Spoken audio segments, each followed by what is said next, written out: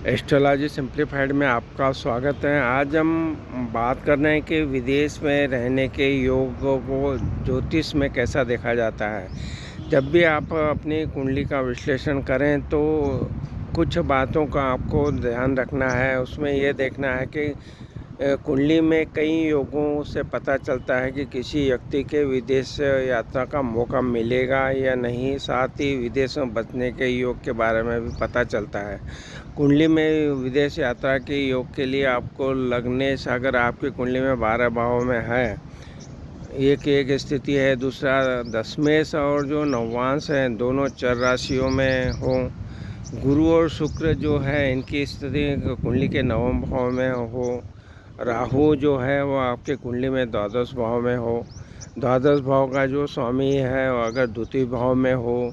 बुध ग्रह जो है आपकी कुंडली में 8वें भाव में हो। शनि जो है वो 12 भाव में हो। चंद्रमा जो है वो 11वें या 12वें भाव में हो। शुक्र जो है शुक्र ग्रह 6ठे 7वें या 8वें भाव में हो।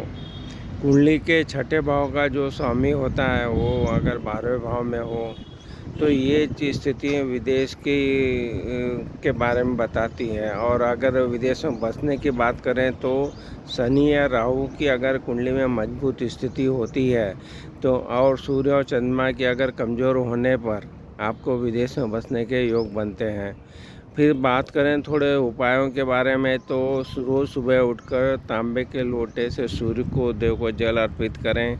और जो भी ग्रह आपको विदेश के कारक बन रहे हैं उनको मजबूत करेंगे तो आपको विदेश जाने के योग बनते जाएंगे। तो ये सरल तरीका है जो आप अपनी कुंडली में देख सकते हैं।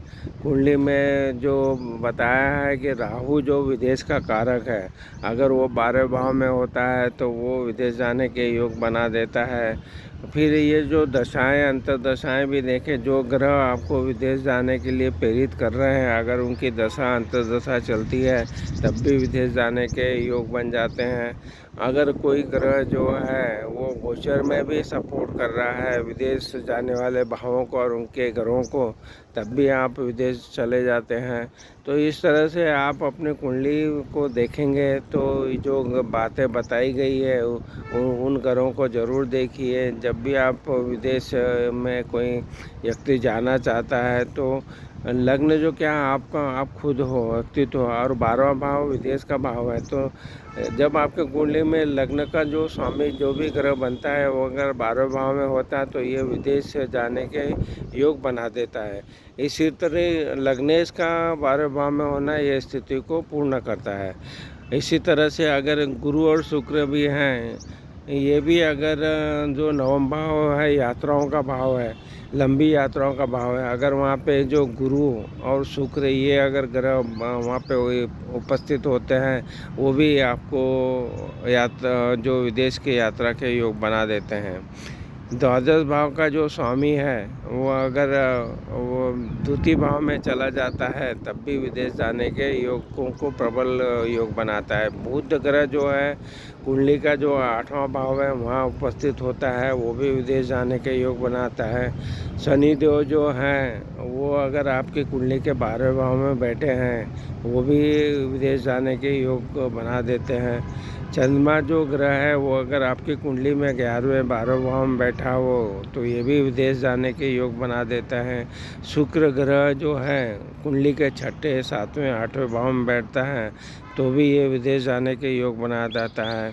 कुंडली का जो 6ठे भाव का स्वामी जो है वो अगर आपकी कुंडली में 12वें भाव में चला जाता है तो भी ये विदेश जाने के योग बना देते हैं। तो इस तरह से विदेश में बसने की बात करें तो आपकी कुंडली में शनि ग्रह मजबूत होना चाहिए और राहु भी आपका मजबूत होना चाहिए। तो ये जो मजबूत स्थिति जो होती है वो आपको विदेश में बसने के योग बना देता है। तो आप देखिए कि आपकी कुंडली में शनि और राहु की स्थिति कैसी है। अगर वो मजबूत स्थिति में है तो आप ज़रूर विदेश में बसने के योग बन जाएंगे आपको। तो ये जो बातें जो बताई है कि आपको विदेश जाना है, तो ये वो चीज़ों को आपको देखना है।